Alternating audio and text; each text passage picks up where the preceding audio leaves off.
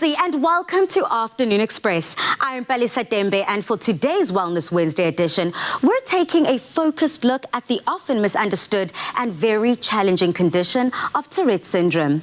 We'll be joined by neurologist Dr. Alison Richardson, who will break down what exactly Tourette syndrome is, as well as Dr. Yaku Rousseau, who will explain how cognitive behavioral therapy can make a world of a difference. Mommy Shady Lee Dreyer calls into the loft to share some insights on raising a child growing up with the condition. But first, we're kicking it all off by meeting Radlen Naidu, whose honest Facebook videos about living with Tourette syndrome has been viewed by thousands of people.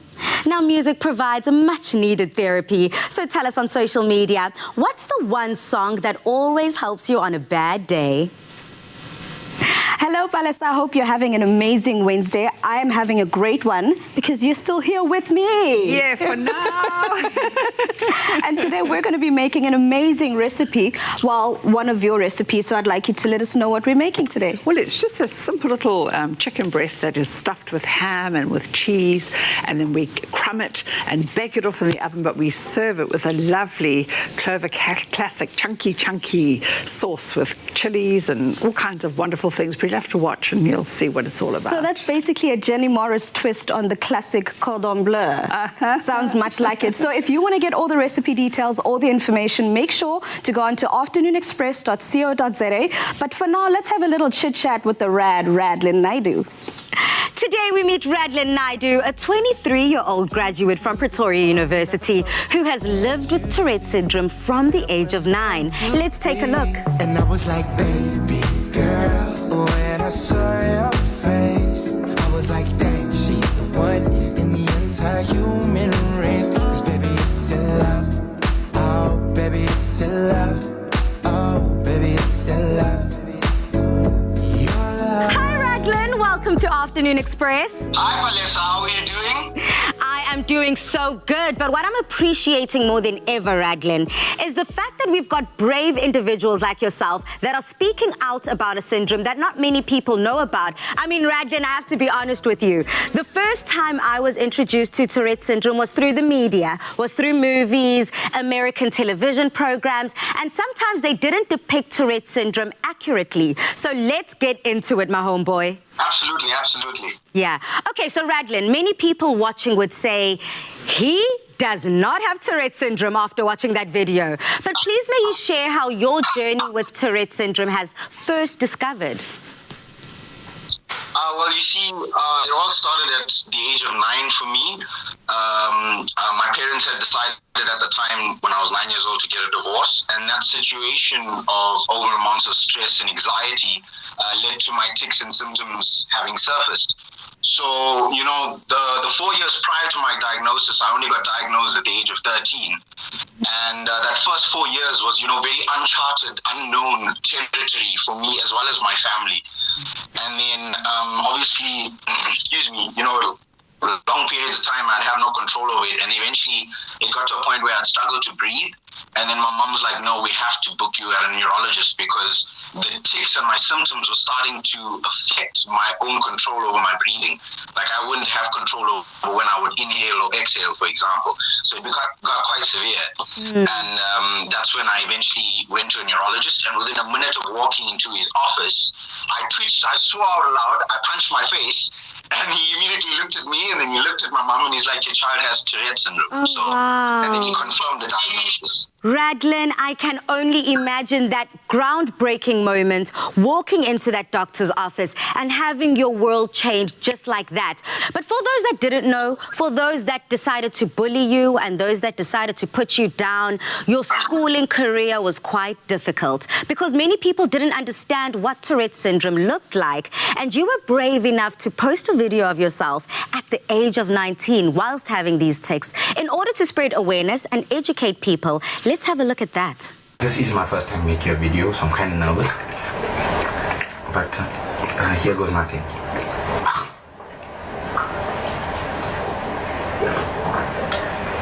For all the times that you rain on my parade, And all the clouds Wow, Radlen, at the age of 19, I mean, I don't think I was brave enough to be able to come and live out loudly and boldly. Watching that over, how does that make you feel? You know, excuse me, when I still look at it today, I can't help but get a little emotional as well as encouraged.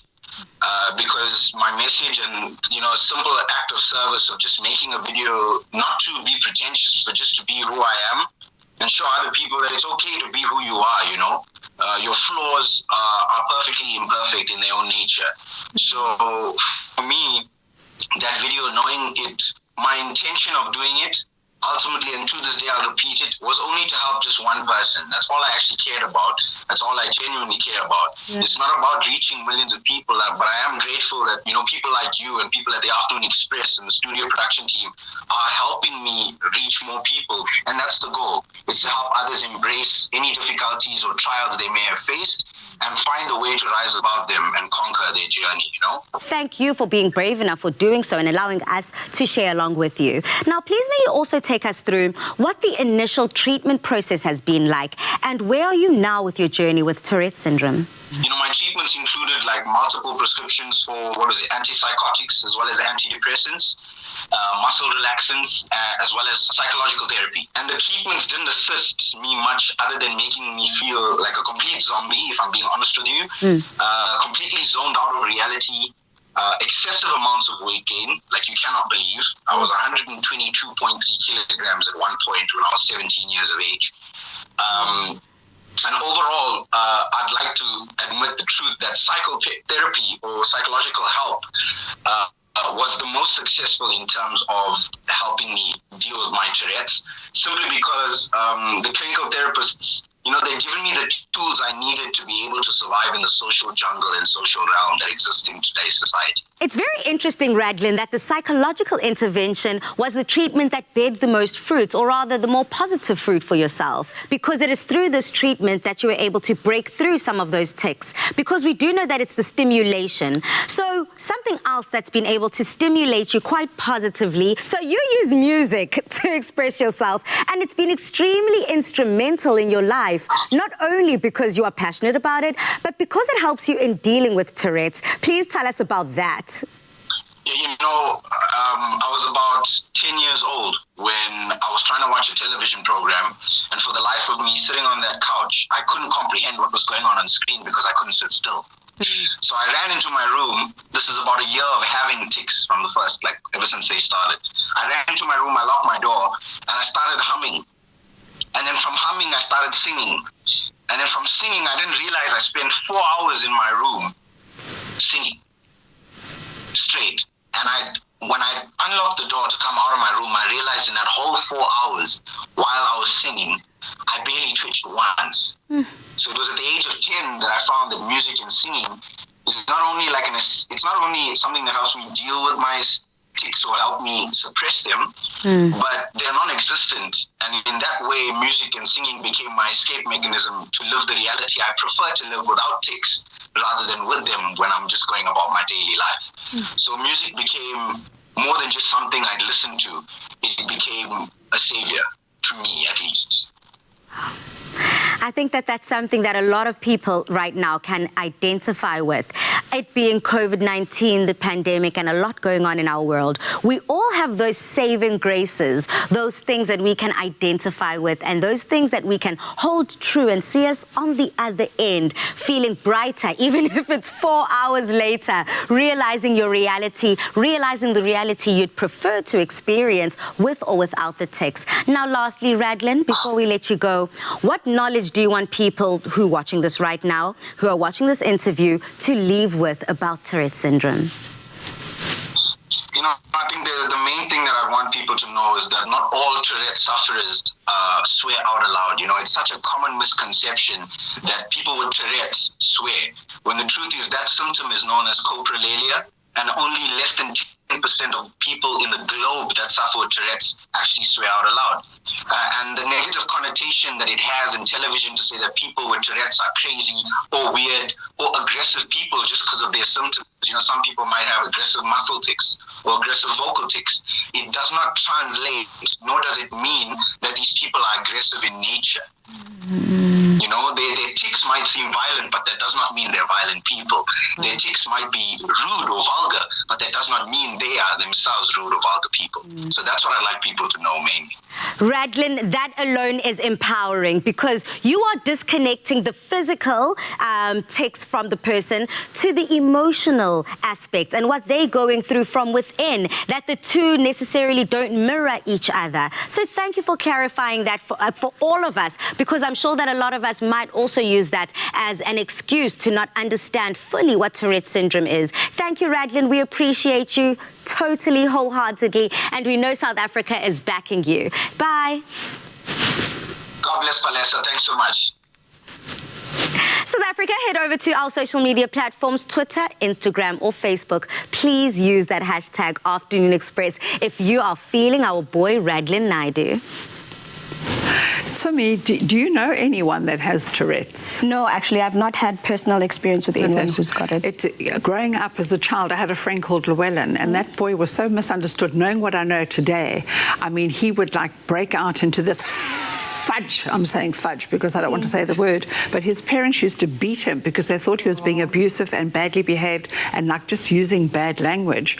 And I felt really sorry for him because they really did pull his ears and do terrible things to this child. So did they eventually find out what it is and find ways to help him?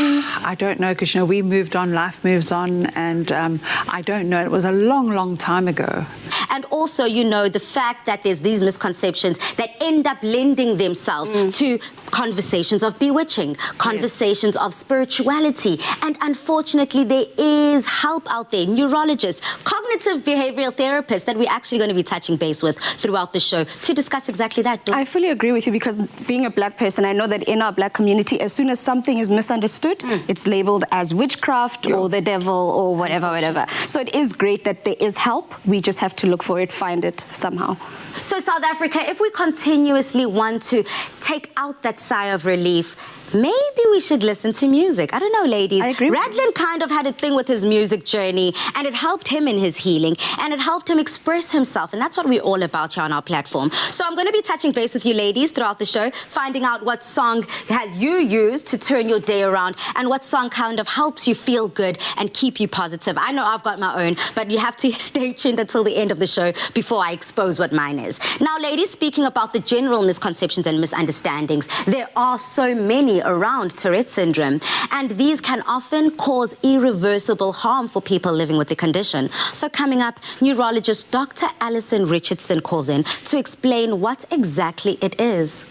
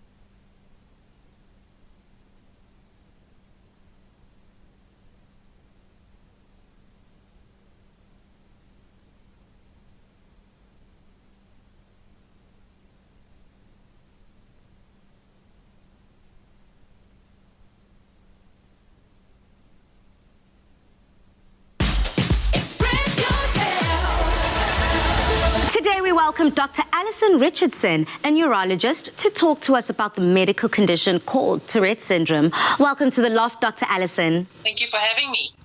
Now, Doc, what is Tourette syndrome? If we look at it simply, it's a neurodevelopmental disorder, and it causes our patients to make involuntary sounds or involuntary movements that we call tics. It often starts in childhood. It often improves in the late teens and early 20s. And although a lot of people kind of think, is this a degenerative condition? Am I going to have it forever?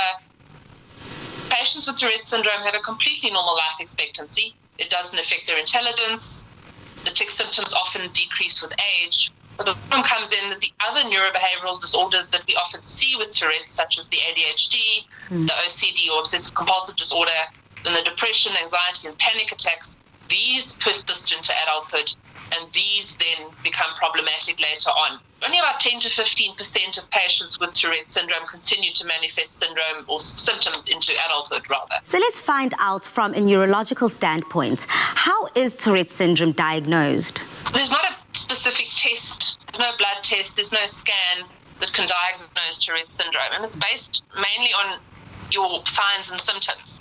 We use something called the DSM-5 criteria, and this, simply put, is basically multiple motor or vocal tics that have to be present for more than 12 months in generally patients who are less than 18 years old.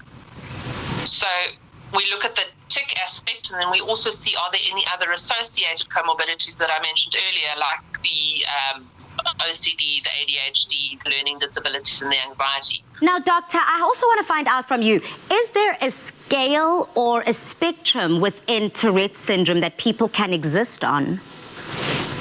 Absolutely. So if you think about the classic Tourette's is manifested in the movies, that's generally the worst case with the coprolalia, patients who swear or say dirty things. But it can be as simple as a facial tic, such as an eye blink or a grimace. Your vocal tics can be as simple as a cough or a sniff or a throat clearing. So there's a wide spectrum of Tourette's itself. And unfortunately, it's been quite negatively portrayed where they're using the extreme patients. And that's really only 10% of patients with Tourette's who manifest with the severe form of coprolalia. So then let's talk about the management and the treatment of Tourette syndrome. At the moment, unfortunately, like most neuro conditions, there's no cure, but we manage the tics. And what I tend to do when I see a patient with Tourette's is I break it down into our medication options, our behavioral-based options, and then there's also a surgical option available. I always try and tailor my plan so that the patient can stick to it, and we target both the tic and the coexisting comorbidities as well, which gives us a way better outcome overall.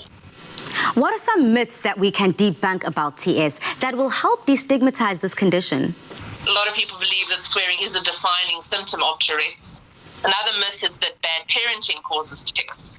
We know that there is a genetic component to Tourette syndrome, but at the moment, scientists haven't been able to isolate a specific gene, and it is thought that multiple genes interact to give people this disorder. The global pandemic has had an impact on all mental health issues, but more specifically, how has it contributed to those living with TS? From a Tourette specific point of view, we can break it down into four areas. The first is obviously the anxiety that relates to the pandemic itself. So because anxiety is a common comorbidity in Tourette's, which manifests as both the phobias and the generalized sort of anxiety features, we've got the media, and the media's got this relentless, pessimistic media coverage on COVID-19, and this exacerbates anxieties. The other problem is that their OCD, which is already a frequent comorbidity in Tourette's, can become exacerbated because obviously we're now being told to wash our hands. Now, OCD patients wash their hands obsessively, and to try and break that, they're told not to wash their hands when they undergo their CBT.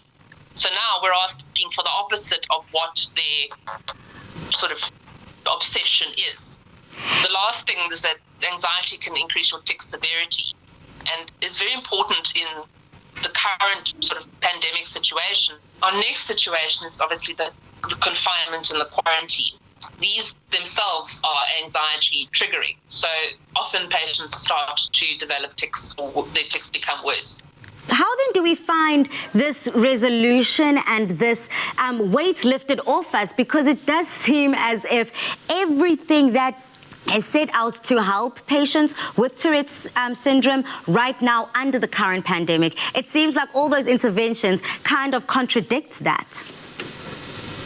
Well, this is the thing. It has to be taken as a contextual situation.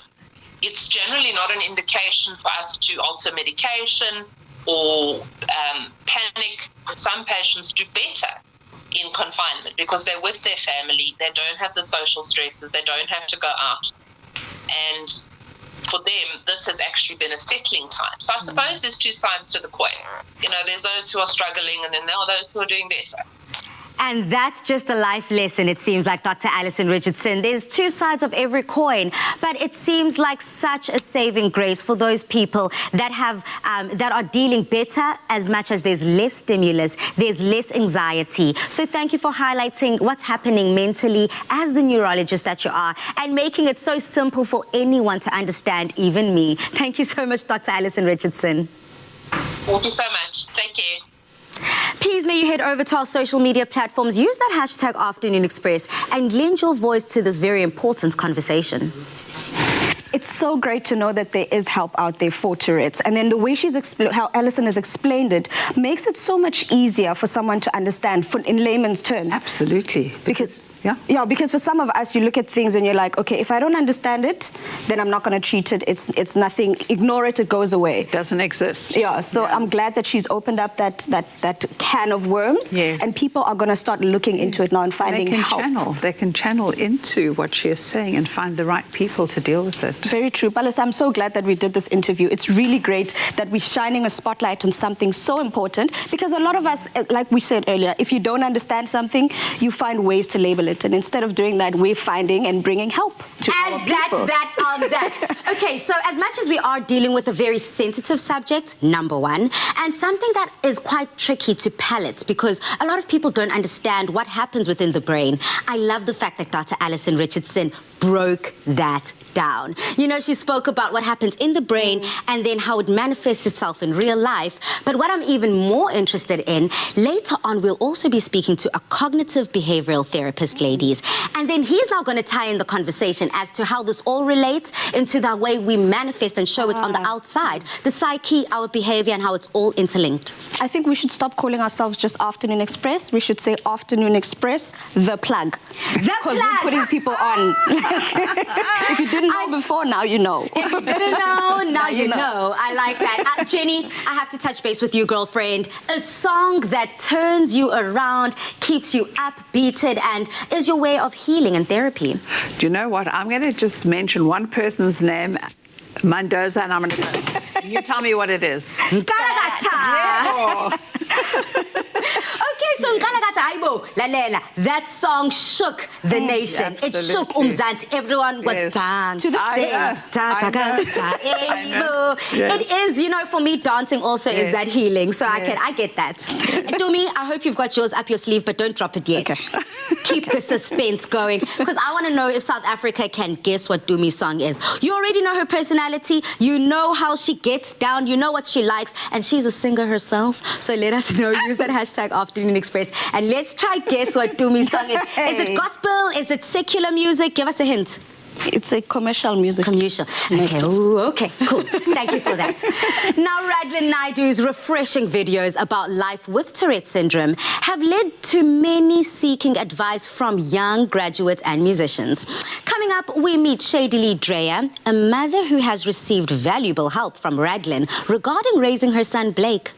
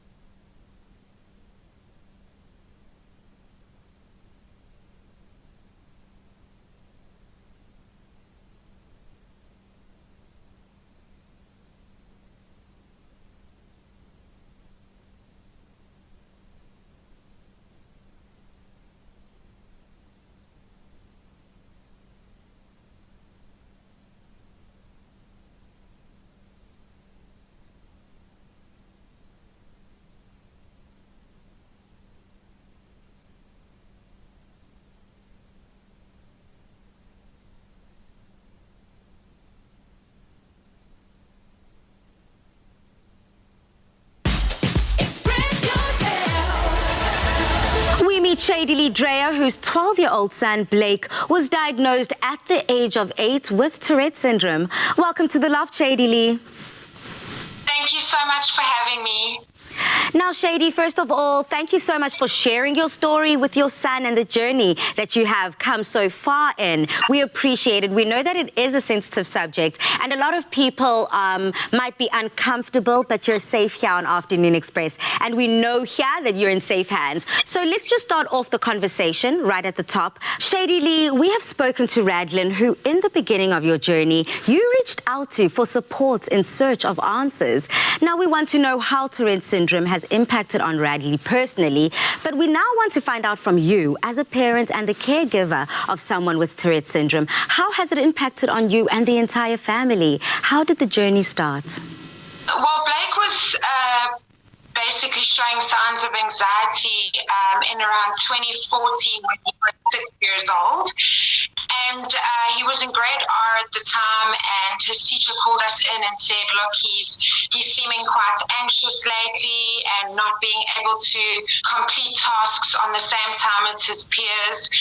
And they suggested we actually get him assessed. And in the interim of getting him assessed by an educational psychologist as well as a pediatrician, we noticed he started blinking his eyes excessively, nodding his head back and forth, and also developed a sniff and clearing of his throat. And, I would ask him and say to him, are you okay? Are you feeling sick? No, he's fine. He actually, in fact, doesn't know what I'm talking about. He doesn't acknowledge he's even doing this. And it was really tough on us, hey? We would constantly remind him, are you developing a habit? Why are you doing that? And he would just say, I truly can't help it. And I have no idea what you're talking about. So we obviously chatted to pediatricians, and we got him assessed by an educational psychologist who then suggested he possibly has a concentration problem, to which the pediatrician suggested we try a stimulant to try and help him build confidence in school, which progressively exasperated his tics, is what you call them. That's their involuntary movements and twitches. And this exasperated it. And at the time, he just mentioned it's just childhood tics, and each kid develops these sort of symptoms with response to stimulants. But Blake's just excessively got worse. And as I say, we were suspicious that he had Tourette's. My hubby and I would be concerned that we were possibly emotionally hurting him by constantly saying, you need to stop this, and not understanding him. Kids want your support and your understanding as parents. So it was very difficult for us in the beginning. But yeah, as I say, we ultimately got to a diagnosis 2 years later, and that's how we got to that. Now, from when you've received the proper diagnosis, how did you then proceed with educating yourself on Tourette syndrome and managing of it with Blake? So my husband and I at the time, very suspicious of that he possibly had this condition, we did a lot of research, reached out to obviously individuals on social network platforms, mostly the support groups that are created around the world. But we came across Radlen as well and started engaging with him. I felt it was important to get as much advice and education on the condition as I could to help my son and make him feel comfortable with the condition, and chatting to people about it, sharing your stories, and that helps a lot. It makes you feel like you're not alone. Okay, Shady Lee, so talk to us about what life is like today with Blake. So we've come a long way. As I say, today he is exceptionally stable and happy. It was very hard in the beginning as well. We had to ultimately move schools because he wasn't responding to a very bigger number of kids in a classroom.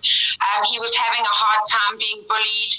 So his therapist at the time, actually, once he was ultimately diagnosed in 2018 at the age of 8, his therapist suggested a smaller school, and actually academic remediation wasn't an option for Blake because he was actually quite smart. He just needed assurance and a bit of emotional support. So a play therapist at school has been exceptionally vital, and just understanding and acceptance from his peers and teachers is huge, and he's come such a long way. His tics, in fact, are quite mild, because it's very mood dependent and anxiety. Look, it's still there depending on how stressed he is, but he's come a long way, and life today is great. He's a happy kid, and he's in a great, stable environment. Now, for the parents who are watching right now, what do you want them to know about Tourette syndrome? Well, I think for parents, it's very hard. And for me, it's just, almost, I won't say fighting, but you need to make sure that people that engage with your child, people they go to school with, their friends, the people around them, need to have acceptance and understanding. Reach out to support groups, get as much information as you can, and that's all they need. They really just want to be accepted, and their environment, be stable. So, that's all I can suggest. But always listen to them. It's difficult themselves to be going through it. I think support is vitally important. As you say, having a strong support group and structure is very important. Well, I appreciate the fact that you here are showing and you're proof that you need not give up on anyone. It just takes some understanding, some education, and some growth within for you to be able to help someone else, whether you are a parent, caregiver, or guardian of someone with Tourette syndrome or their own tics. Thank you so much, Shady Lee Drea, for sharing your story with Blake and how your family has been able to take full control of this syndrome. Thank you so much for having me. Bye. Bye. Now, South Africa, just like that, it is possible. It might seem frustrating in the beginning. It might seem like you don't have answers. But with the right education, with the right experts, and with the right help, you might be able to alleviate some of those pressures with those experiencing Tourette syndrome. Please do head over to our social media platforms, use the hashtag Afternoon Express, and share your thoughts. It's so amazing how something like Tourette's has connected people in such a way, because now Shady Lee's been able to get the kind of help that she needs for her son. And that basically has made me realize that as a mother as well, now it makes it easier for me in future, should my son have tics and stuff like that, to not actually fight it, but try and find help for him. Remedy it. Yes. Yeah, absolutely. And this is perfect because he's still young. So by the time the tics should start showing, I'll have an idea if he has the actual... What about education, hey? Education, Afternoon Express, School of Everything. Palisa. It's the school of life. But okay, we're not certified, so don't take our word on that. But I love the fact that you guys are speaking about education right now, because a lot of South Africans right now might kind of run away from the responsibility of educating themselves, saying, I don't have anyone in my family with Tourette's, we might not carry the gene, so it's not my problem. But little do we know that life happens in such an unexpected way. Our children might go to school with someone that has Tourette's or tics for any end of the spectrum, that is. Or they might have a parent or any kind of understanding. So we all need to make it our mission, our responsibility to get educated, because you know what? You just don't know what life has to throw at you. And children are cruel. They'll laugh at a child with a tic. No. You know what I'm saying? So schools need to recognize it as well. Now, people living with Tourette syndrome will tell you that working with a behavioral cognitive therapist has allowed them to live life to the fullest. Coming up, Dr. Yaku Rousseau breaks down how his work has made a world of a difference.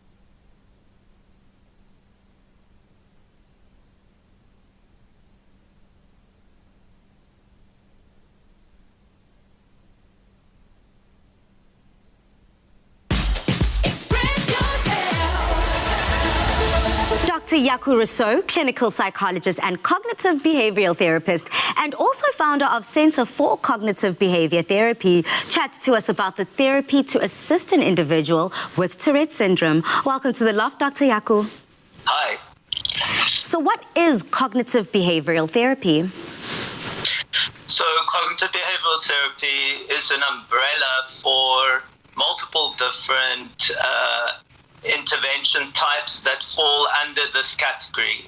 And there are too many to name, but basically the focus in cognitive behavioral therapy is on thoughts, emotions, and understanding the link of the thoughts and emotions with context.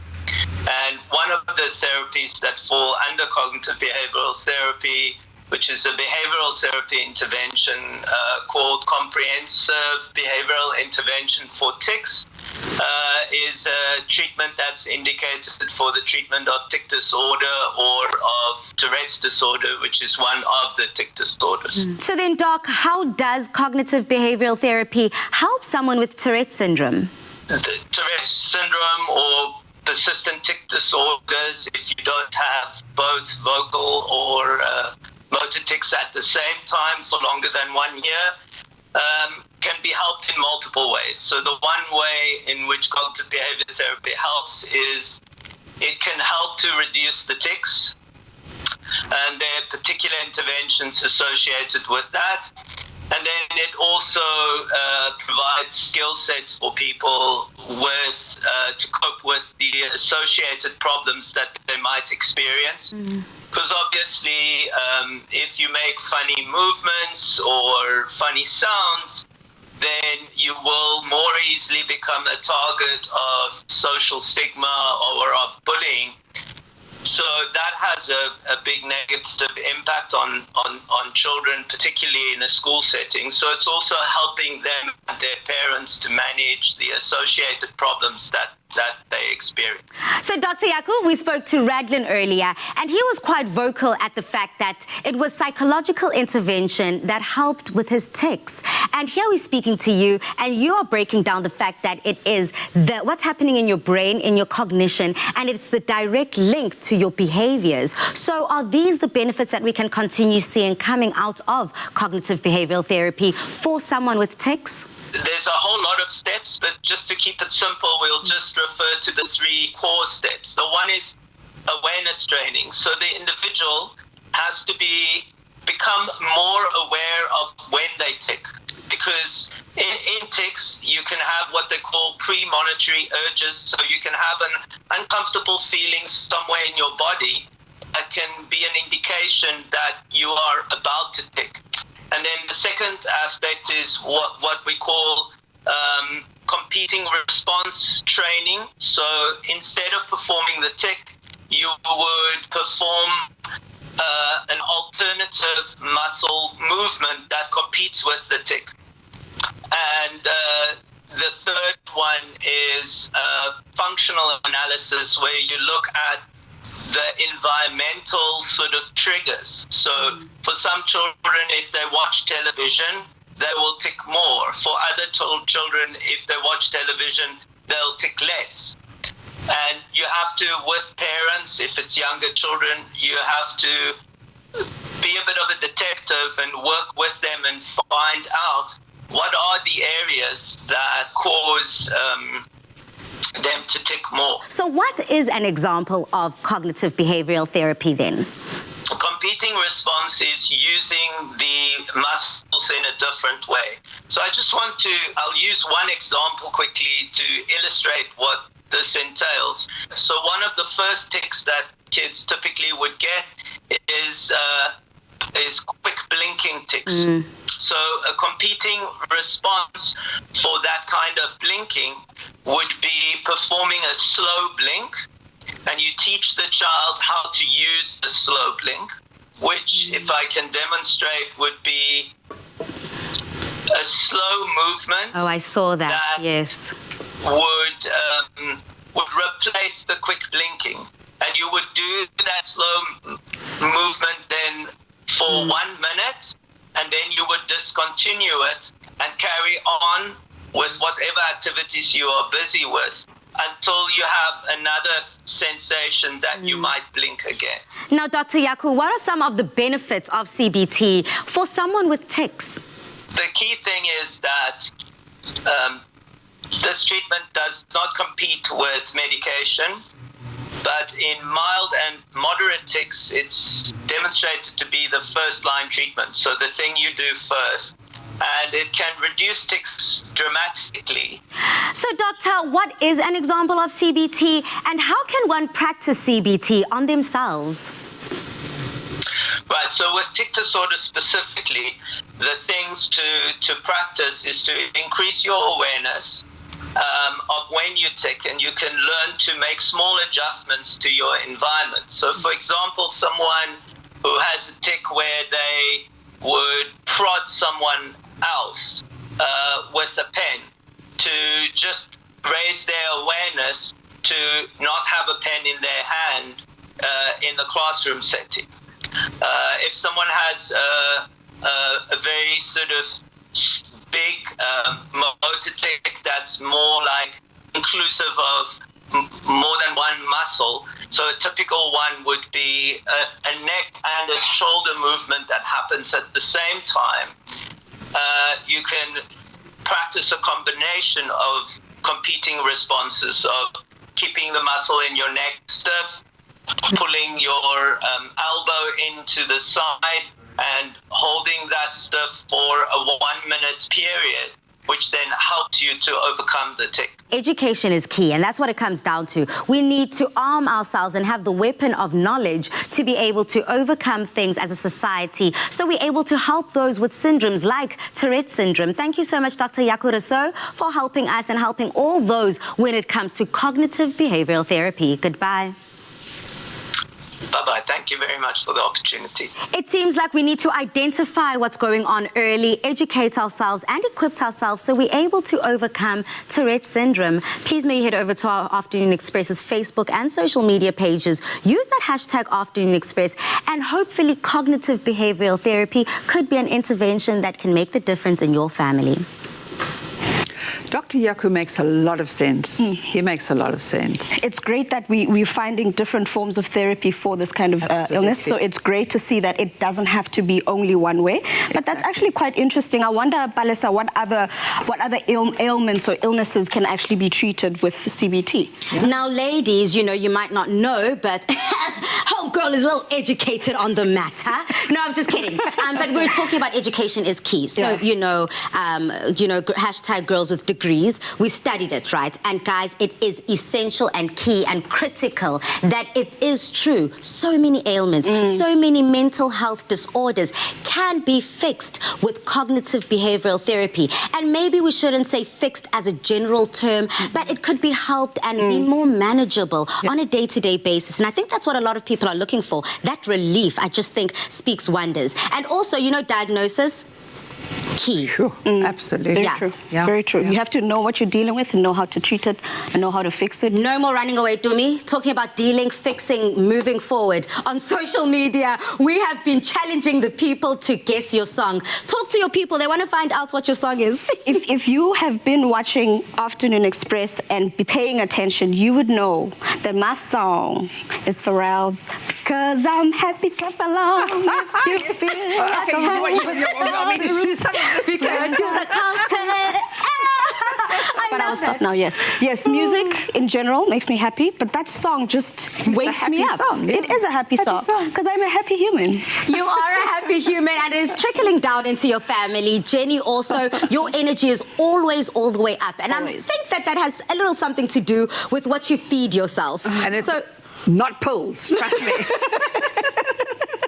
Okay, highlights, underline, italics. But what is it? What are we feeding South Africans today? Today, we're feeding them chicken. We're going to have lovely crumb chicken stuffed with cheese and ham and with a beautiful Clover Classic chunky sauce. Ooh, that sounds delicious. Yummy. That sounds decadent. And South Africa, you already know that I love my chicken in every way. So all of that goodness coming up.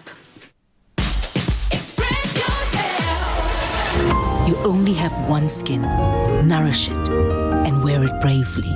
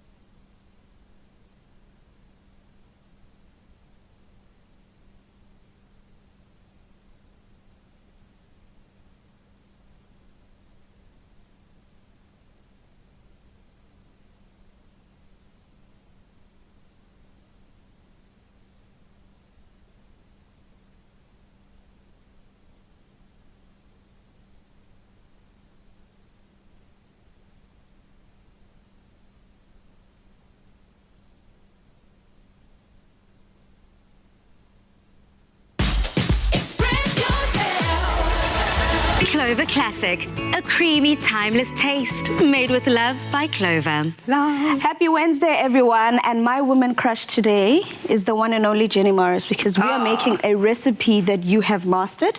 And you're going to be giving us a masterclass. It's so easy. I mean, it's lovely stuffed chicken breast with ham and chicken. It's kind of a little play on the cordon bleu. You know, I know you like all things French. And with a really nice sauce. Okay. So the hero is the sauce really today. But you're going to show everybody how to do the chicken, huh? Well, I will, but with your instruction, because I don't want to get your recipe wrong. That's one thing I definitely don't want to do, because, guys, you can't, not on national TV. Oh, anyway. Come on, baby. So I'm going to start with the chicken, which you want me to butterfly. Yeah, which means you're going to just open it out nicely without cutting it all the way through. Okay. Because we want to flip it back over so once you want the filling's in. Like this. So basically both sides should now be level. Yes. Meaning it's going to cook through evenly during What a teacher you are, sister. You don't need mama. So perfect. So basically this is what we mean by butterflying. I've butterflied the chicken. It's nice and open and wide. That's it. And then we go with the pepper, a little bit of salt and pepper. It's a masterclass, guys. No matter how many years I've been not too much in the industry, there's always an opportunity to learn, guys. I can be a chef for 50 years and I would still... Do you know what, to me, sorry, I've cut you short there, but just hearing what you say is that anybody who thinks they know everything, spook, they're stupid. You were telling me before the show started, you mentioned to me that I must make sure I massage the breast as much as I can to make sure I tenderize it, because this is going to make it easier to cook. It's going to cook quicker and more evenly. So I've done that. This is the first step. Is this correct? This is all good. Now you're going to take that breast and cut it in half, so you end up with two breasts, well, two pieces of breast. Okay? Okay, so we've got it, and this is basically as simple as it is. It is as simple as that. But this is not the hero today. No. You are showing us how to take Clover Classic and make it even more classic. Absolutely, classically delicious. So what I have here is I've taken some cucumber, which is lovely and fresh and juicy, and this is quite a chunky sauce, and we're using the spring onions with the tops. Like, for me, it's very important. Don't throw those tops away. Okay. A lot of people don't use them. It makes me crazy. I've got some gorgeous lemon zest, which you can chop fine, or you can have it big like this. This is a lovely sweet one, so it's not going to be bitter. We've got a little bit of chili here. Now, it depends on how hot you like it. I really enjoy chili, so I'm going the whole way. And some garlic, which I've salted ever so slightly just to get it to be a little bit oily. And then some salt and some beautiful crushed black pepper. And of course, the Clover Classic. This makes, if you really use more than what the recipe says, you could liquidize this down and make the most beautiful chilled soup. You know, it really lends itself. So have a look at that. We just turn it onto itself like that, and it's going to be absolutely delicious. I could go in the corner now with some brown bread and just eat this. We've crumbed the first one, but I want to make sure that I make enough for all of us, because this is our dinner. So once I did the first one, I crumbed it, and all that needs to happen now, we literally just need to bake this in the oven at 180 degrees. 180 degrees for about 25 minutes, maybe a little bit longer, but 25 is good. So you've got flour, you go from the flour, you go into your crumbs, and the important part here to me, because we've cut the breast, is wherever the cut sides are, so we just put a little bit more egg, a little bit more flour, egg, and a little bit more crumb, so it acts as the glue. And then it won't all spill out while you're baking. Correct. Okay, perfect. Yeah, and you can fill those breasts with any kind of anything that you want to, you know. Sometimes I like to do it with mozzarella and a little bit of tomato, you know, that kind of thing. Delicious tomato sauce, so it becomes, and basil pesto, so it's almost like a caprese in a breast. So you could even marinate the chicken in the actual yogurt first, nothing else, just the yogurt? Totally. Before you can butterfly, marinate it in the Clover Classic with the flavors that you want. Take it out the next day. Don't scrape it all off. Just go pat, and then go into the flour, because, oh my goodness me, it just pumps the breast out, and it's crispy, makes a beautiful, beautiful coating. Did you hear that, South Africa? For all the information, all the wisdom that we've just got here, just go into afternoonexpress.co.za and get this amazing recipe to share with yourself, your family, strangers, whoever, even your puppy. Clover Classic, a creamy, timeless taste made with love by Clover. Come on in, ladies. I'm kind of feeling like Oliver Twist here. Please, ma'am, please may you give me some more. Talking about some more, I haven't even gotten my first bite, but that looks absolutely delicious. It does. Decadent. And that for sure is going to make my day. Good girl. I love it. Okay, don't you want to and then the food will go around. But on social media, South Africa, you already know we've been asking you throughout the show, what is that song that get up and go, that's got you going, that gets you happy? Now, I don't know if anyone can already guess mine. No, you've got so many songs because you're such a varied human. You've got varied. Like one moment you're like this, one moment you're like that. You're such a... I hate it when you say, give me the song, because it's like saying, who's your favorite child? Do you know what I'm saying? Absolutely. You know what? I agree, because I just love music. Music feeds my soul in every single aspect. It is really my therapy. So for me, and talking about Balisa being complicated, I'm an onion. I've got layers. Yes. Okay? I'm not complicated. But my song, South Africa, and I'm sure a lot of people are going to be jamming along with me, is Snatch I Know Who I Am. And it is a song filled with just affirmations. It's a song filled with love. It's a song filled with just happiness and joy is what I'm all about. It essentially says, I know who I am. I walk in power. I walk in freedom. I walk in miracles. So it's literally a song that's giving you every affirmation you need. And don't you forget it. Cheers to that, ladies. Cheers to music. And thank you to this incredible platform that is Afternoon Express, shedding light on Tourette syndrome throughout the show. I mean, speaking to heroes like Radlen, families like the Dreyer family with Shady Lee and Drake, and Blake, and also touching base then with the experts. And I think that is what makes it so special and so different. But you know what's very more so special and different is that they have used layman's terms and they have, like you say, they've unboxed it so people can understand it. Oh, shame, darling, you want food? She doesn't want me to eat, South Africa. I've been working so hard and she doesn't want me to eat. Yeah, but it's exactly that. It's those professionals that help us through it all. Thank you, ladies. Thank you. Cheers to that. I'm looking forward to eating. Thank you, Mzansi, for joining us for today's enlightening discussion. Tune in tomorrow, though, for another Fashion Express Thursday. Until then, good night, stay safe, and happy eating. Afternoon Express, made with love by Clover. Another feel-good production.